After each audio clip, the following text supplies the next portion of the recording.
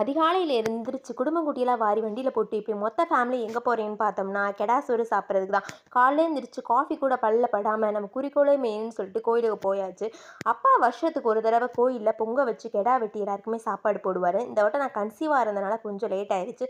சரி, இதுக்கு மேலே டிலே பண்ண வேணாம்னு சொல்லிட்டு நேற்று தான் சண்டே வச்சுருந்தாரு.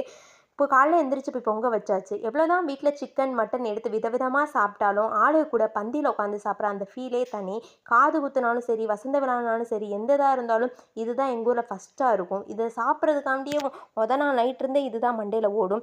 ஃபஸ்ட்டு பொங்கல் வச்சது நான் தான். ஆனால் ஒரு வாய் கூட பொங்கல் வாயில் படல. பொங்கல் எப்போ வேணால் சாப்பிட்டுக்கலாம். ஆனால் இவங்கள நம்ம சரியாக சாப்பிடலன்னா அது இவங்களுக்கு பண்ணுற துரோகம், நமக்கும் அது பண்ணுறது துரோகம். ஃபஸ்ட்டு விருந்தோம்பல் தான் நம்ம பண்பாடுன்னு சொல்லிட்டு வந்தவங்களுக்கெல்லாம் வாழை இலையில போட்டு வயிறார சாப்பாடு போட்டாச்சு.